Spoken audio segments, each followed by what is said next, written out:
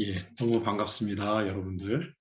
예, 오늘은 구로구시설관리공단 임직원분들을 위한 ESG의 이해라는 시간으로 강의를 하도록 하겠습니다. 오늘 여러분들과 함께 이야기를 나눌 내용은 ESG입니다. ESG에 대한 내용인데요.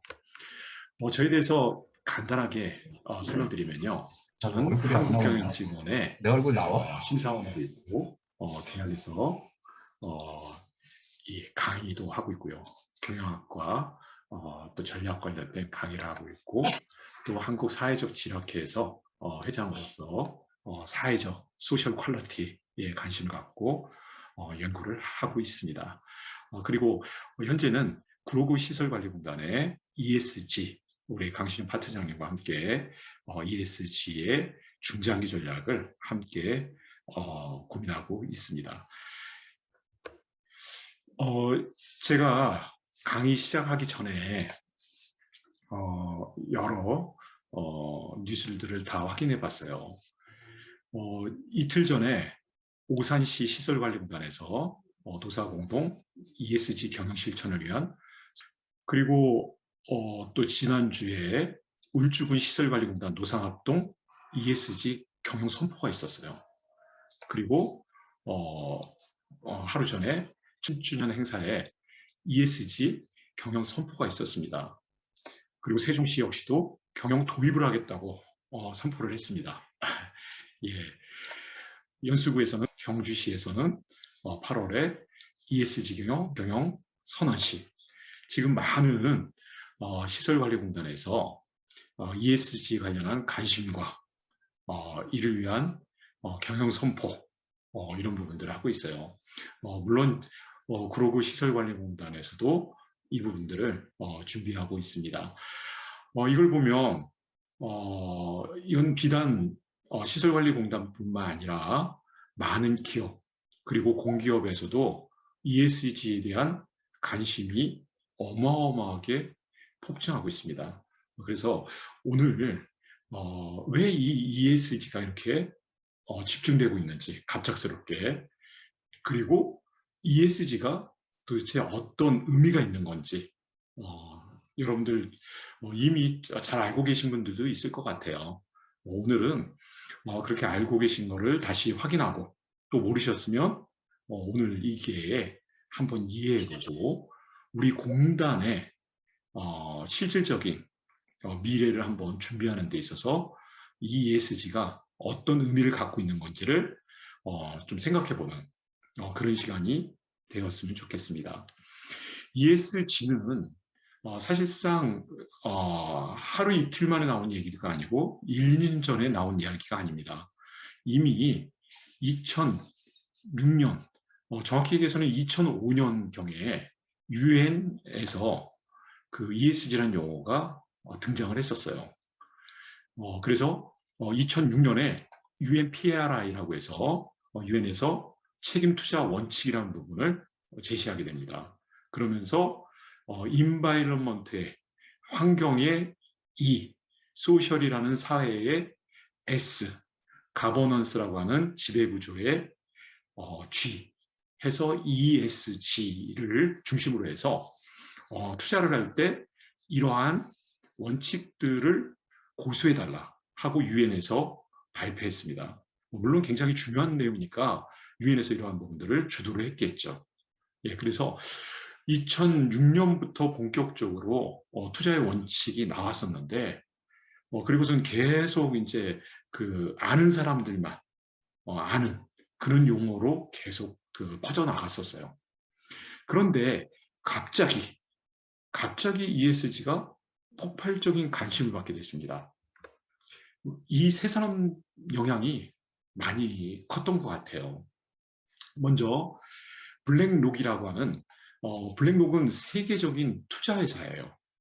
세계적으로 상당히 많은 금액을 투자하고 있는 이 투자기관인데요.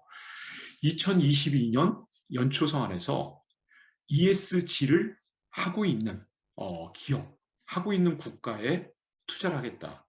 ESG를 하고 있지 않으면 우리는 투자를 하지 않겠다 하고 이거를 투자자들한테 그리고 주주들한테 알렸습니다.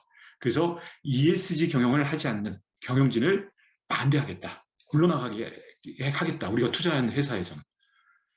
이러니까 세계적인 투자회사가 그렇게 얘기를 하니까 이 어마어마한 영향력에 그 여파가 있었는데 거기다가 2020년 5월에 빌 게이츠가 기후 재앙을 피하는 법이라는 책을 출간했어요. 그래서 여기서 구체적으로 넷제로, 탄소 제로 실천안을 제시합니다. 이러면서 우리의 주제가 구체적으로 환경과 그리고 사회 그리고 지배구조에 집중되어야 한다는 관심을 받게 됐습니다. 이러던 차에 트럼프에서 2021년 1월에 바이든이 취임을 하게 됩니다.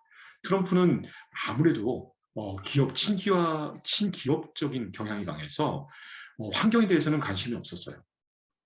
그런데 바이든은 원래부터 환경에 상당히 관심이 많은 사람이었어요. 그래서 그 전에 파리 기후변화에 트럼프는 탈퇴를 했었는데 바이든은 복귀하고 그리고 넷째로 환경 인프라에 2조 달러를 쓰겠다 하고 선언을 했어요. 그리고 바이든 경쟁팀에 블랙록, 레디핑크 회사의 블랙록의 출신인 요직에 많이 참여를 하게 됩니다. 이러면서 야 이거 장난 아닌데 앞으로는 ESG가 국제적인 중심이 될 거야 하면서 2021년 폭발적인 관심을 갖게 됩니다.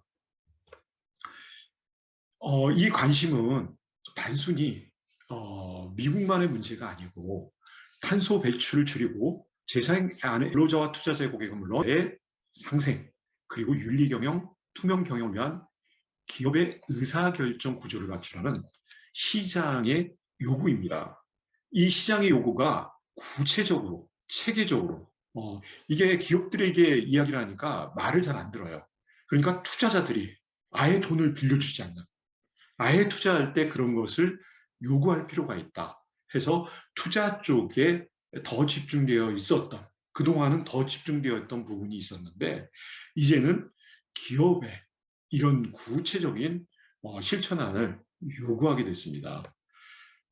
그래서 이제 여러분들 뭐 많이 들으셨을 거예요. 그린 뉴딜이다. 뭐 뉴딜이란 말이 과거에 대공황에서 벗어나게 한 루스벨트가 뉴딜 정책을 통해서 벗어나게 했죠.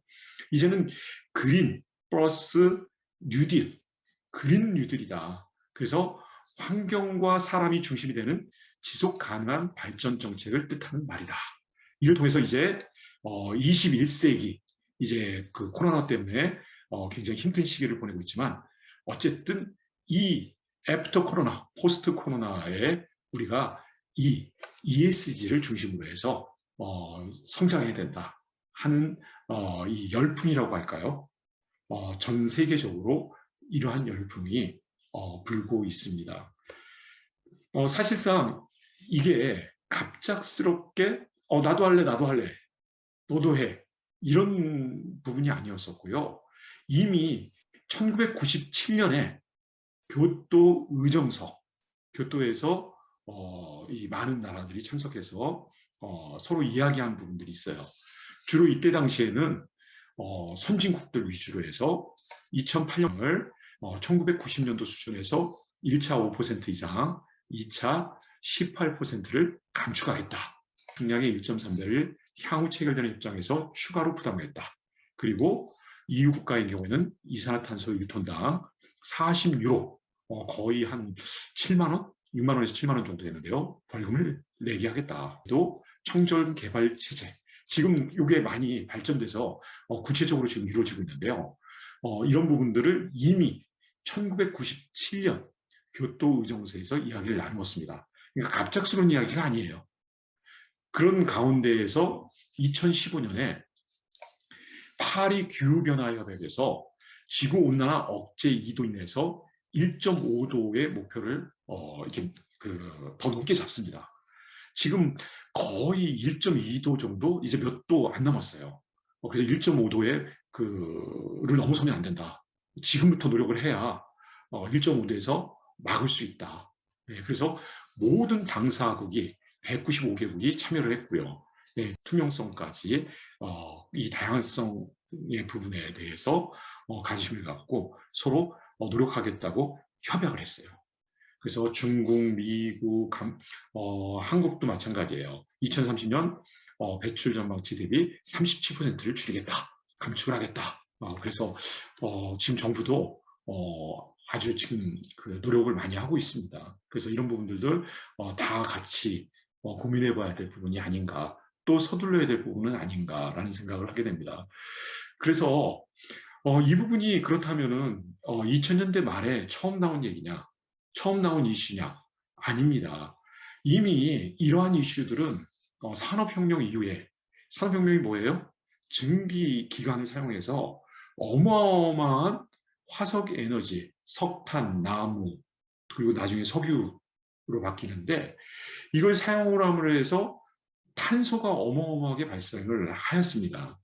그리고 이에 따라서 대량 생산이 되면서 여성 노동 또 아동 노동의 문제가, 그러니까 사회적인 상당히 많은 문제들을 갖게 되죠. 그리고 산업혁명을 통해서 우리가 얘기하는 자본주의, 공산주의의 명확한 구분이 생기고요. 이런 부분들이 사회적 이슈가 되었습니다.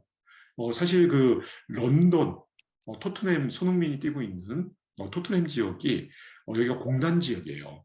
그래서 어마어마한 탄소를 배출했었던 것이고, 지금은 많이 이제 깨끗해졌지만 과거에는 굉장히 어둡고 비가 내리면 상당히 많은 탄소가 섞인 비가 내리는 런던 시내, 이런 얘기가 있었습니다만, 어쨌든 이게 계속적인 논의가 되고 1972년에 로마클럽에서 자원 인구 환경 오염 문제를 구체적으로 지적을 하게 됩니다.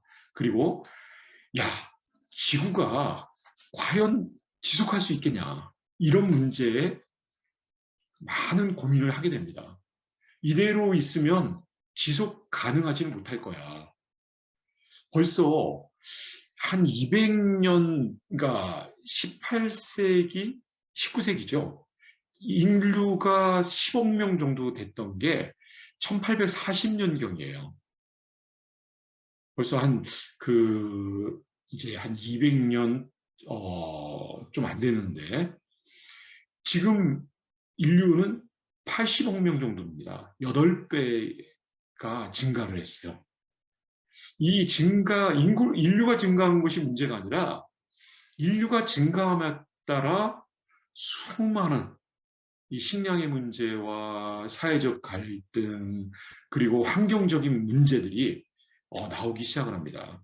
이 좁은 공간에 너무 많은 개체량이 있으면 이제 상당히 많은 문제가 발생을 하게 돼 있어요. 그래서 야, 심각하다. 인류가 많은 것도 많은 거고, 여기에 따른 자원, 인구, 환경 오염의 문제들을 좀 관심을 갖고 봐야 된다. 그냥 가만히 있다가는 큰 문제가 발생을 할 거다. 라는 문제를 구체적으로 이때 이야기됐었어요. 그러면서 1987년에 지속 가능 발전을 위해서 인류의 이런 부분에는 무엇을 더 고민해야 되냐. 그러면서 1992년 브라질 리우 선언에서 지구를 건강하게, 미래를 풍요롭게 우리 하기 위해서는 우리는 환경에 더 집중하고 관심을 가져야 된다 하고, 앞에서 말씀드렸던 교토의정서, 그리고 국제노동기구, 그리고 지속가능 발전 세계 정상회의 등에서 이 이슈가 계속 대두되고, 글로벌 컴팩트 유엔에서요, ESG라는 단어가 공식적으로 등장합니다. 그러니까 ESG는 갑작스럽게 나온 단어가 아니에요. 이미 산업혁명부터 계속 축적되었던 이야기들, 그리고 로마클럽, 1970년에 로마클럽에서 대두했던 이슈들이 결국은 ESG라는 웅축된 단어가 만들어지게 된 거죠.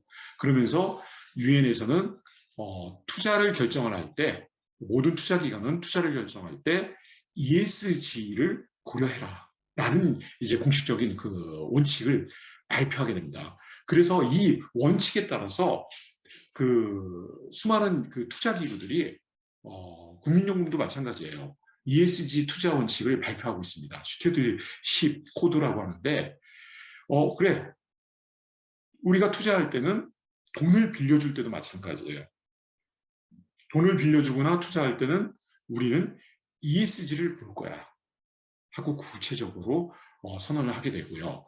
그래서 파리 기후협정 또 GRI라고 해서 지금 많은 기업들이 지속 가능 보고서라고 발표하고 있습니다. 만들어서 바로 이런 지속 가능성 평가 지표를 설정하게 됐습니다.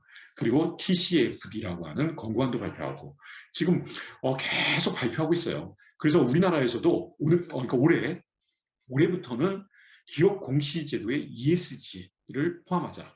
그리고 산자부에서 그리고 홍남기 부총리가 얼마 전에도 얘기했지만 KESG를 기준을 발표하겠다라고 얘기를 하고 있고 지금 연구 중입니다. 이 얘기는 뭐냐면 앞으로 어떠한 공기업이 됐든 사기업이 됐든 ESG를 중심으로 해서 그 기업의 비전과 미션과 중장기를 짜라는 얘기예요. 기업에서 이런 부분들을 해줘야 우리 국가 과제를 이룰 수 있다. 이런 이야기들이 지금 본격화가 되고 있습니다. 자, 이게 그렇게 됐나 보다라고 단순하게 생각하실 문제가 아니고요. 사실 ESG는 인류에게 던지는 문제예요. 이 엄청난 규모의 환경 파괴, 경제적 불균등, 제도의 붕괴, 근대 사회가 불안정해지고 산성화되고 해수면이 올라가고 수십만 명에 달하는 사람들이 목숨을 잃는 원인이 됩니다. 지금 쓰나미라든지 지진이라든지 내 한파 이런 부분들이 여러분들이 생각하는 것보다 세계 곳곳에서 어마어마하게 일어나고 있어요. 여기에 따라서 수많은 사람들이 고통을 당하고 있습니다. 다행히 우리는 이 한국이라는 한반도라는 지정학적 그 안정된 장소 속에서 이제 올해 너무 이제 10월 달인데 많이 춥기도 하지만 이 정도는 기후 변화에 대해서 크게 못 느끼는 거예요. 다른 지역은 일부 지역에서는 굉장히 어려운 상황을 겪고 있고요. 그러한 것은 기후 변화뿐만 아니라 뭔가 양극화 현상, 사회적인 불안정한 요소들 이런 부분들이 이 지구에 살고 있는 우리 인류의 모두의 문제가 돼가고 있습니다. 그래서 아무도 이유를 잘 모르고 결과에 대해서도 몰라요. 다만 뭔가 좋지 않은 방향으로 가고 있다. 우리 모두가 의지하는 지구 생태계의 지속 가능성을 파괴할 위험을 갖고 있는 겁니다. 그래서 그만큼 뭔가 이제 행동하지 않으면 돌이킬 수 없을 것이다. 에이, 그동안 별일도 없었는데 왜 이제 와서. 그런데 이제 누가 그런 비유를 합니다. 연못의 수련화가 처음에 나와서 이제 수련화는 보통 이제 2배, 하룻밤 사이에 2배로 는다고 그래요.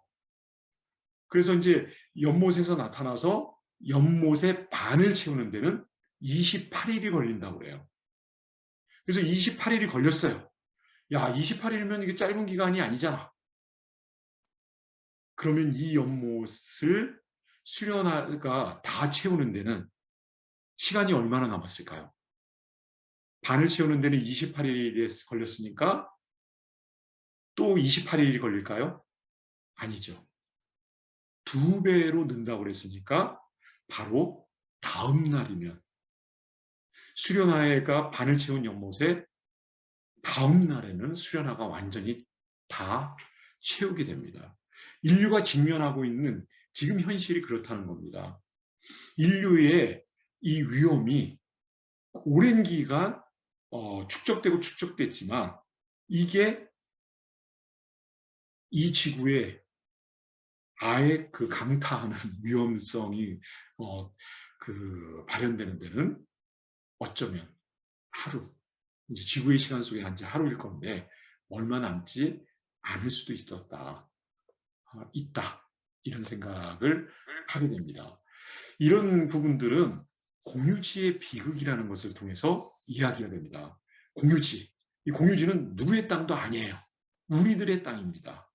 근데 우리들의 땅이다 보니까 주인이 따로 없는 공동 방목 더 많은 수를 끌고 나오는 것이 일이고 그 결과 그 방목장은 황폐화되고 만다는 원리예요. 그래서 여러분들이 공유지의 비극하고 네이버에 치시면 이런 얘기들이 나옵니다. 지구라는 생태계는 어쩌면 우리가 공동으로 관리한 그런 부분들이기 때문에 더 아끼고 사랑해야 되는데 실제로는 이건 내 것도 아니고 네 것도 아니니까 국가적 이기심으로 국가적 이기심 때문에 이 공유지의 비극이 발생을 하고 파멸은 모든 인간이 내려는 최종 목적지가 되는 것은 아닐까 이런 이야기들이 침묵의 봄이라는 글을 썼는데 어느 날 갑자기 일어났더니 새 소리가 나지 않는다. 왜? DDT라고 해서 옛날에 이제 잡초제, 병충해제인데요. 이걸 뿌렸더니 새들, 조류, 동물이 와도 아무런 소리조차 들리지 않는 상황을 무화로 묘사하고 있었는데요. 우리는 아마도 가까운 미래에 이런 현실을 맞닥뜨릴 수도 있습니다. 개인들의 이기심과 그에 따른 경쟁적 환경 파괴, 사회 파괴 현상이 일어날 가능성이 큽니다. 그래서 환경과 사회, 지배 구조를 놓고 이제 많은 곳에서 이야기를 합니다. 그럼 여러분들은 ESG가 환경에 대한 이야기인가? 물론 환경에 대한 이야기도 담고 있고요. 뭔가 사회 가치에 대한 이야기야?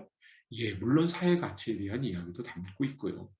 다만 우리의 공동의 우리가 고민해야 될 지속 가능을 위해서 고민해야 될 이슈들이 이 ESG에 담겨져 있습니다. 그래서 코로나 이후에 고조된 지구 환경에 대한 인식을 돌아보며 투명한 경영으로 기업과 사회의 지속 가능성을 높이라는 기업에 대한 주문이다. ESG가. 그래서 이 ESG는 그럼 기업이면 일반 기업, 사기업에 대한 해당되는 부분이 아닌가? 아닙니다. 이 부분은 국가에 대한 요구이기도 하고요. 또 공기업들 모두 다 해당되는 이야기입니다.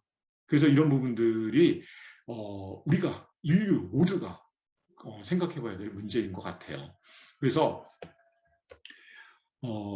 ESG를 이야기를 하면서 지속 가능 얘기를 많이 해요. 그리고 사회적 책임 얘기를 많이 합니다. 그러면 이 얘기는 뭐냐면 ESG의 환경 부분들이 들어오긴 했지만 이미 사회적 책임 얘기는 CSR은 1953년에 이미 이야기 나왔고 ESG로 발전하게 된 형태를 띄었습니다. 그래서 이제 그 ESG로 통합이 됐어요. 지속 가능이라는 말도 ESG로 통합이 됐고 이제 환경도 단순히 환경적 차원이 아니라 사회와 같이 해야 되는 사회 가치와 함께 해야 되는 ESG로 통합이 됐고요.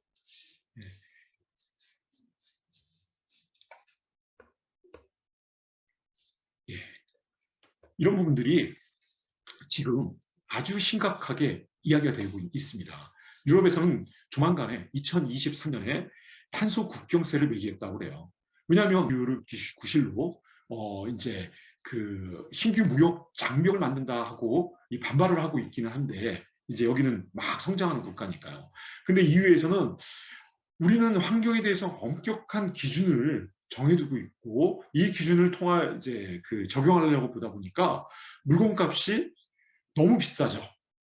볼펜을 하나 만들려고 하더라도 환경적인 그 원칙에서 따라서 만들려고 했더니 1,000원보다 2,000원 정도가 더 2배가 들더라. 그렇지만 저 환경과 기후를 지키고 있지 않는 기후 이제 그 변화에 대해서 대응하고 있지 않는 중국, 인도, 러시아에서 들어오는 물건은 1,000원에 들어오고 있다. 그럼 경쟁이 안 된다. 탄소 국경세를 매기겠다. 관세를 매기겠다. 하고 이야기가 나오고 있어요. 2023년에는 의무, 이제 그냥 아주 포괄적으로 하겠다는 얘기입니다. 그래서 기업에서는 지금 난리가 아니에요. 왜냐하면 유럽에 수출하기 위해서는 지금 유럽만 그렇게 할 수는 없거든요. 유럽이 그렇게 하면 미국도 그렇게 해야 되고 우리나라도 또 그냥 따라갈 수밖에 없어요. 네, 무역이라는 것은 서로 상호주의이기 때문에 유럽이 관세를 매기는데 그 상대 국가가 자기네는 관세를 안 매겠다 이렇게 얘기할 수는 없어요. 그러니까 이런 부분들을 앞으로 모든 기업들은 준비해야 되는 그런 상황이에요. 그래서 벌써 우리나라에서의 정부 대응이 탄소 중립 추진위원회를 만들고 있고요. 그리고 탄소 중립 비전에 따라 오늘은 이제 그 소통을 하려고 지금 석유화학업, 시멘트업, 여기는 탄소가 상당히 많이 그 배출되는 그런 분야인데 난리가 아닙니다. 네, 그리고 반도체, 식료업, 조선업, 기계업, 통신업, 가계 이 분야에서 위원회가 출범되고 있어요. 어쨌든 우리나라 정부는 2050년까지는 탄소 중립을 해야 돼요. 이거는 정부만 하는 게 아니라 우리나라에서는 탄소가 제로가 나와야 돼요. 이건 뭐 대단한 목표입니다. 네, 그래서 아마 정부가 이렇게 해야 되는 상황이면은 어쩔 수 없는 곳도 있잖아요. 가령 이제 이 운송 수단들, 대중교통 같은 경우에는 탄소가 어쩔 수 없이 나올 수 있는 부분이 있거든요. 또 전력도 사용해야 되고, 그러면 마이너스, 절감되는 부분들, 뭐 태양광 에너지라든지 다양한 절감되는 부분들을 위해서 노력을 안 할 수가 없습니다.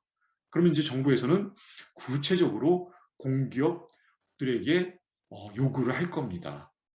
물론 기업에도 지금 강하게 요구하고 있어요. 특히 이제 이 탄소 중립은 환경적인 부분이 많이 들어가고 있죠. 그래서 온실가스에 대한 부분들이 집중되고 있는 부분이 있는데 ESG에 2에 해당되는 부분이라고 볼 수 있죠. 그리고 온실가스 배출권 거래제가 본격화가 됩니다.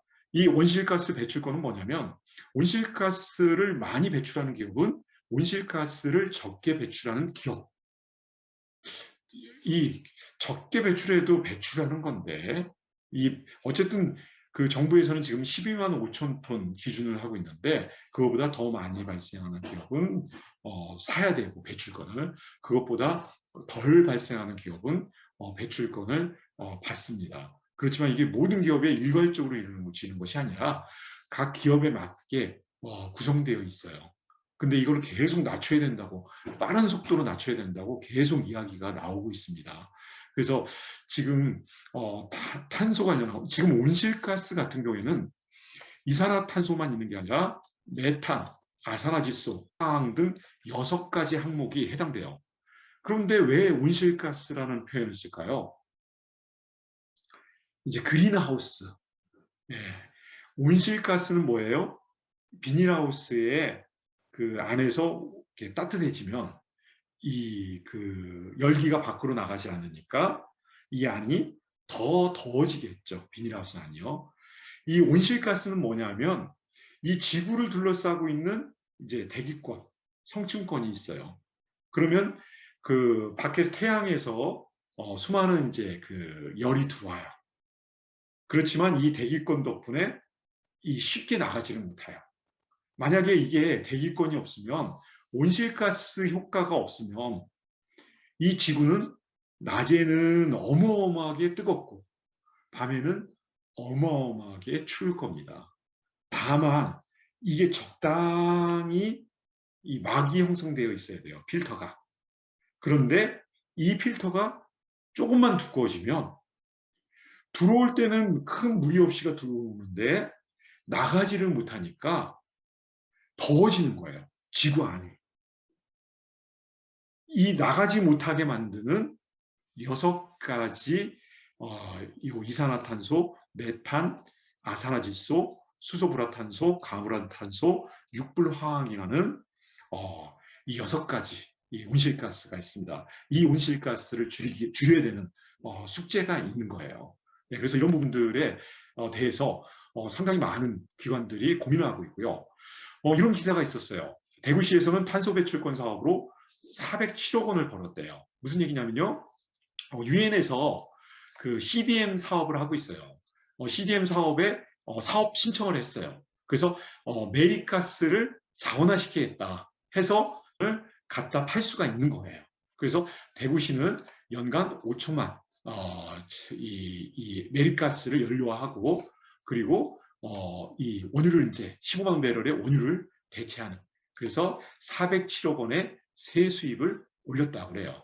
예, 이런 것들을 하기 위해서는 사업자 신청을 해야 되고 유엔의 승인을 받아야 되는데 어쨌든 잘한 거죠. 그래서 자원순환, 친환경 첨단 산업 육성을 통한 글로벌 탄소 중립을 선도하고 저탄소 경제 시대에 새로운 비즈니스 모델을 창출할 것이다.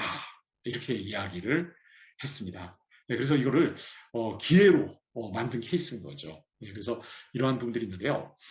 세계적으로는 이니셔티브라는 이제 기관들이 있어요. 이니셔티브, 국제 이니셔티브인데 국제 이니셔티브라고 하면 보통은 이런 환경 관련된 ESG 관련된 기관이라고 보시면 됩니다. 다양한 기관들이 지금 ESG에 집중돼서 다루고 있습니다.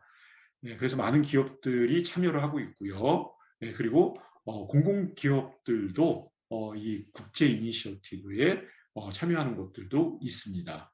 네, 그래서 구체적으로 우리는 이 이니셔티브에 참여해서 활동을 하고 있다. 이런 것들을 보여주기도 합니다. 어쨌든 많은 국가들이 유럽에서는 유로 그린딜 예산 1조 유로를 투입하고 2030년까지 탄소 배출량 55%를 감축하겠다.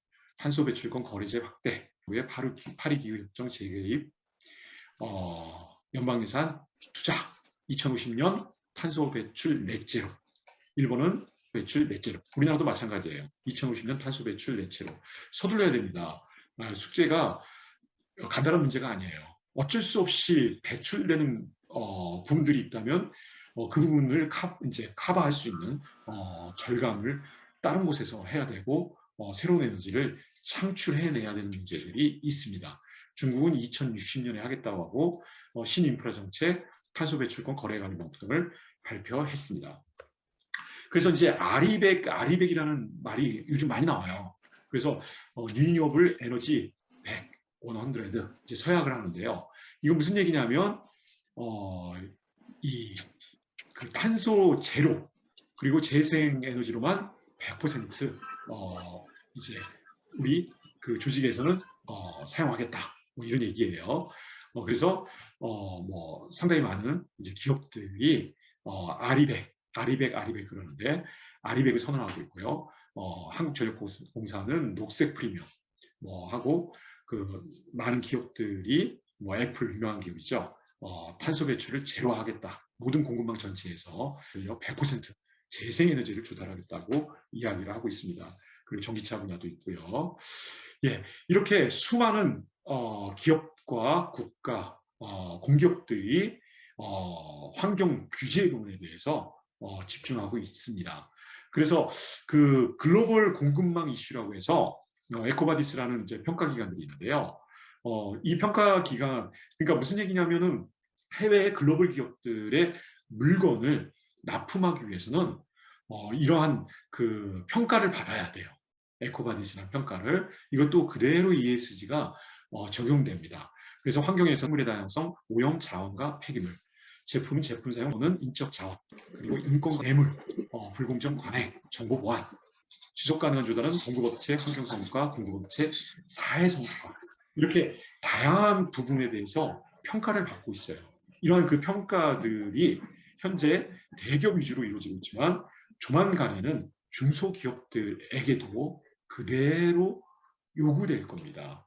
그래서 그 많은 국가들이 ESG를 의무화시키고 그리고 공시화하고 있습니다. 그래서 우리나라에서도 지금 구체적으로 어떻게 이런 내용들은 공시하셔야 됩니다. 지금 환경적인 부분에서는 계속 공시는 하고 있습니다만 다양한 부분에 대해서 물론 이제 환경적 이슈가 ESG의 중요한 부분이긴 하지만 사회적 이슈입니다. 여기 보시면 아시겠지만 이 환경뿐만 아니라 노동과 인권, 윤리 이런 조달 이 부분에 대한 다양한 이슈들이 이야기가 되고 있어요. 그래서 지금 상당히 많은이 아니라 모든 기업들이 각 분야에서 전략적으로 ESG 이슈를 찾고 ESG를 지금 보완하기 위한 노력들을 하고 있어요.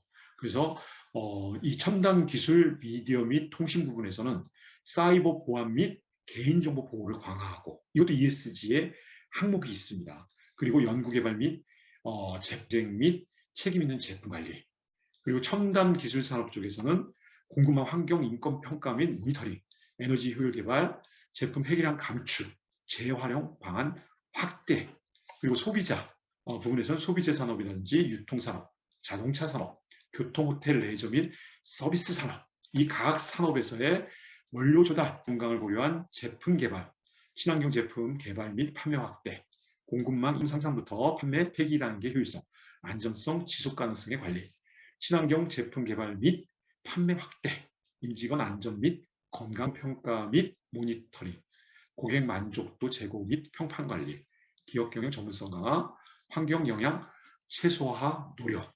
이렇게 굉장히 ESG와 관련된 이슈들이 이렇게 많은 기업들에 대해서 이루어지고 있어요. 그래서 에너지 자원 및 산업재 부분도 이제 앞에 이야기한 비슷한 또 금융과 생명과학 및 헬스케어도 똑같은 이슈들을 갖고 있습니다. 자, 여러분들은 여러분들의 부서에 어떤 이슈들을 갖고 있습니까? 우리 공단만의 이슈도 있지만 또 공단 내에서 각 부서들의 이슈도 있을 거예요. 이러한 그 ESG의 절박한 환경 속에서 우리는 어떻게 대응해야 될 것이냐. 바로 오늘 강의의 목적이 이런 거를 오늘 뭐 답을 낼 수는 없을 거예요. 다만 ESG에 대한 여러분들의 이해를 통해서 이런 고민을 하고 이제 여러분들과 이런 문제를 통해서 답을 한번 도출하는, 물론 이제 오늘이 아니라 계속 이제 그 기회를 가질 겁니다. 그래서 여러분들은 외부의 변화를 먼저 읽어야 됩니다. 그래서 이런 이슈, 소비자의 욕구 변화, 규제의 등장, 이러한 ESG 흐름과 경제 지표와 자연환경, 산업환경 주요 트렌드를 파악하는 것이 중요합니다. 오늘 여러분들께 사실상 이 내용들을 구체적으로 설명하면 한 이틀 정도 설명해야 되겠지만 여러분들이 그렇게 시간을 낼 수 있는 환경이 아니기 때문에 간단하게 설명을 드렸죠. 이런 내용들 잘 기억하시고 여러분들이 관심을 가져주셨으면 좋겠어요. 그리고 이제 여러분들이 여러분들의 부서 속에서 내부의 문제를 파악하고, 그래서 우리의 부서에 ES를 대응할 수 있는 역량, 그리고 뭔가 계획, 데이터, 의식, 이런 것들이 필요하겠죠. 네, 이런 어떤 장애 요인들이 무엇일까? 외부 환경에 대응할 수 있는 ESG의 내부 역량을 파악하고 계획을 짜는 것이 중요한 것은 아닌가, 이런 생각을 해봤습니다. 그래서 지금 많은 기업들은 상당히 많은 구체적인 ESG의 계획안을 내놓고 있어요. 그래서 SK 같은 경우는 상당히 많은 노력을 하고 있는 것 같아요. 그래서 넷제로 2040, 2040년 전에는 넷제로를 하겠다는 거예요. 그래서 온실가스 순배출량 0, 2040년으로, 정부는 2050년이지만 우리는 2040년에 다 이걸 이루겠다 라고 얘기를 했습니다. 그래서 여기에 맞춰서 구체적으로 이제 새로운 양의 데이터 센터, 냉각 장치 고율화, AI 기반의 서버, 적정 온도 관리, 에너지 통합 관리 시스템 등 이런 분들을 하고요. 태양광 설비를 증설하고 일회용품 안 쓰고 종이 없는 회의를 하고. 네, 그래서 우리 이제 정부에서도 KESG, 제가 말씀드렸었죠. KESG를 하겠다. 사용량, 온실가스 배출량, 집약도, 사회에서 정기주변의 여성 역수 내부 비리 발생 및 공개 여부. 그래서 구체적으로 이런 항목들을 발표를 했어요. 그래서 내용들을 보면 환경 경영 정책이 있냐, 환경 경영 성과, 환경 경영 검증 한 가지예요. 그리고 사회적 책임 경영, 임직원, 인적 자원 관리, 근로환경, 인권, 협력사, 지역사회, 정보보호. 그리고 지배구조에서는 이사회, 주주, 소유구조, 윤리경영 및 반부패, 감사 등 다양한 내용들이 있습니다. 네, 그래서 우리가 스스로에게 이런 다양한 이제 지표들이 나오고 있고 이런 부분에 대해서 고민해보자. 이미 이제 저와 이제 우리 공단 강신현 파트너님 같이 우리 구로구 시설관리공단에서는 어떤 이 지표 속에서 어떤 부분이 더 보완돼야 될 부분인가, 무엇을 잘하고 있고 무엇을 못하고 있는지 상당히 여러 가지 부분들을 체크를 했었습니다. 그래서 이런 부분들을 나중에 여러분들 기회 되시면 팀장님들 같이 한번 이야기 나누고 이게 부족한 부분은 이제 중장기 계획에 넣어서 정말 구로구 시설관리공단이 ES 경영을 선포만 하는 것이 아니라 구체적으로 ESG 경영을 하는 그런 실제적인 이제 모습으로 만들기 위해서 이런 부분들을 함께 의논하였으면 좋겠습니다. 그래서 우리 공단이 왜 ESG 경영이 필요한지 이런 부분들도 여러분들이 좀 생각을 당연히 ESG 경영이 필요해요. 당연한 거 아니야? 이런 차원에서 여러분들이 접근하시면 발전이 없으십니다. ESG 경영이 왜 필요하냐? 뭔가 사회적 가치를 실현하고자 하는 우리 구로구시설관리공단은 사회적 가치 실현이 항상 먼저죠. 그걸 제대로 하기 위해서는 ESG 경영이 필수적입니다. 왜냐하면 ESG 경영이 사회 가치 실현인 거고요. 사회 가치 속에서는 분명히 환경과 자원과 그리고 지배구조의 부분들에서 투명성 이런 부분들이 다 연관되어 있다고 볼 수 있어요. 그래서 끊임없이 이제 우리의 경쟁자들이 가지고 있는 ESG 전략이 뭔지, 경쟁력에 어떠한 영향을 미치는지 이런 ESG 요소를 비즈니스 경쟁력으로, 그러니까 이게 규제이고 어쩔 수 없이 따라가는 게 아니라 이게 우리 구로구시설관리공단의 어떤 경쟁력을 더 높여주는, 다른 공단에서는 진짜 야 저거 배워야 된다, 저런 건 정말 너무 구로구시설관리공단이 잘 준비하고 있고 경쟁력이 있다, 이런 부분들을 내재할 방안은 무엇이냐, 어떤 부분일 것이냐, 이런 부분들을 여러분들이 구체적으로 함께 고민해 주셨으면 좋겠습니다. 그리고 우리 공단이 이해한 경쟁력은 무엇이냐, 그래서 이것을 통해서 우리가 이제 단순히 돈만 쓰는 것이 아니라 경영 수익을 올릴 수 있는 요소는 없을 것이냐. 물론 수익을 위해서 이런 부분들을 주로 하는 것은 아니지만 이 ESG를 기회로 여기고, 어쩌면 저 대구시가 탄소 배출권을 통해서 이제 수많은 수익을 얻을 수 있었듯이 우리 공단이 중장기 계획으로 먼 훗날 이것이 하나의 또 수익 창출이 될 수 있는 그런 부분들은 없을까? 미리 이제 우리가 전략적으로 가져갈 수는 없을까? 이런 부분들을 좀 여러분들 한번 함께 고민해 보시고요. 그리고 우리 공단의 ESG 경영이 지역사회에서, 구로구 내에서 전략적 포지셔닝에 기여할 수 있을 것인가? 우리 구로구에 사는 지역 주민들은 ESG 경영? 그러면 구로구 시설관리공단. 거기가 정말 ESG 제대로 하고 있더라. 이런 어떤 평가를 받을 수 있는 전략적 포지셔닝을 할 수 있다고 한다면 상당히 여러분들이 큰 자긍심을 느낄 수 있지 않을까, 이런 생각을 하게 됩니다. 그래서 우리 공단의 ESG 세부 과제를 어떻게 설정할 것이냐, 지금 이 부분에 대해서 고민을 하고 있습니다. 그래서 여러분들과 오늘 이제 여러분들에게 ESG가 뭔지, 우리가 이것을 왜 해야 하는지, 이건 어쩔 수 없는 이 사명, 이 운명이라고 여러분들이 받아주셨으면 좋겠어요. 지구를 살려야 되죠. 그래서 여러분들이 이 이슈가 이제 한번 스치고 지나가는 이슈가 아니라 정말 중장기의 전략적 방향으로 갈 수 있게끔 여러분들 현업의 각 부서에 계신 분들은 그렇다면 우리 부서에서는 무엇을 준비해야 되는 거야? 한번 이런 것들을 고민해보고 함께 이야기를 나눴으면 좋겠습니다. 그래서 이런 부분들을 오늘 당장 생각해 주세요, 이렇지는 않죠. 그렇게 나올 간단한 문제도 아니죠. 그래서 여러분들이 ESG에 대한 부분들을 좀 관심 있게 보시고 여러분들이 접근을 해주셨으면 좋겠습니다.